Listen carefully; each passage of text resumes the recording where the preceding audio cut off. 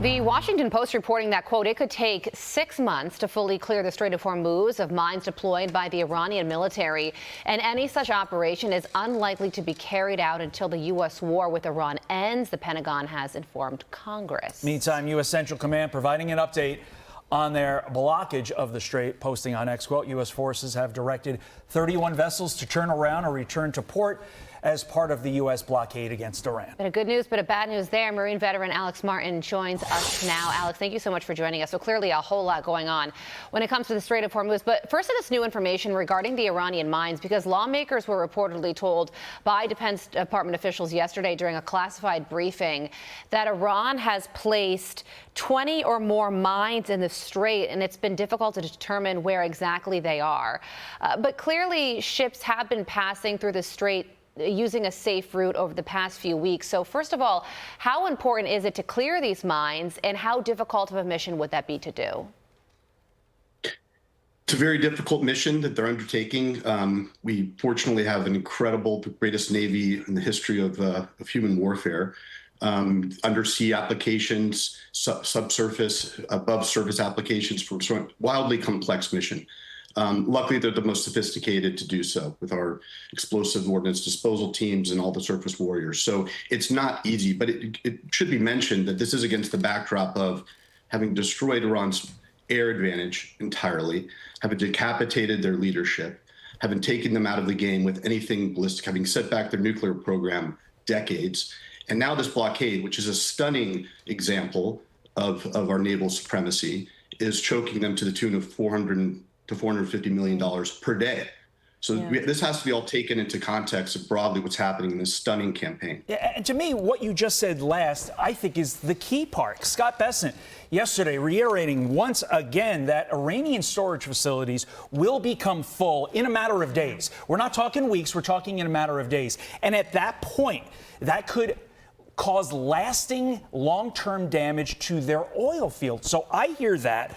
I combine that with everything else you just said, how they are running at a tune of $450 to $500 million a day at a loss. At some point, the money will run out, and the prospect for future money from future oil is going to run out. They're going to have to cave, Alex. Am I right? You're right. I mean, what we're seeing here is very familiar historically, right? Regimes like Iran, they do not respond to goodwill. They respond to pressure. When they feel consequences, this is going to cause them to recalibrate. So we're suddenly hearing about, restraint and possible talks. We need to be cautious here. This regime has a high tolerance for pain. They have a long record of stalling, and they're using, diplomatic tactics to buy time.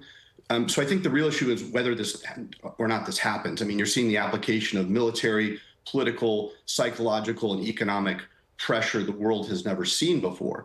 But in national security, the biggest failure comes, as you all know, is when we're misreading who we're dealing with. And it's impossible to trust this regime. Mm-hmm. So this will allow us time to get some credibility and intent measured of who we're sitting across the table to and measure that risk in real time. So, Alex, Iran's Navy has been decimated. But yesterday, Iran says that it seized 2 ships in the Strait of Hormuz, apparently using these small, fast boats. Here's White House Press Secretary Caroline Levin on that, first talking about the ships that were seized. Listen. These were not U.S. ships. These were not Israeli ships. These were 2 international vessels. And for the American media, who is sort of blowing this out of proportion to discredit the president's facts that he has completely obliterated Iran's conventional navy, these 2 ships were taken by speedy gunboats. Iran has gone from having the most lethal navy in the Middle East to now acting like a bunch of pirates. They don't have control over the strait. This is piracy. Your reaction to that characterization and how difficult it would be to maintain control, take control and maintain it of the Strait of Hormuz? Yeah, their naval capability is decimated. They're left with a few PT boats. They're conducting these small disruptive attacks. I fought Somali pirates. I was a part of the Force Reconnaissance Formation on a Marine Expeditionary Unit back in 2010. I boarded a ship with my Marines. We know how hard this is. We know how sophisticated of a mission it can be. This is not that. These are disruption effects meant to distract away from the fact that we are applying maximum pressure against this totalitarian regime, period. Alex Martin, live for us. Alex, we thank you so much for your expertise and for joining us this morning. Thank you very much. Have a great day. Be sure to like and subscribe for all the Fox News latest on YouTube and catch full shows streaming now on Fox One.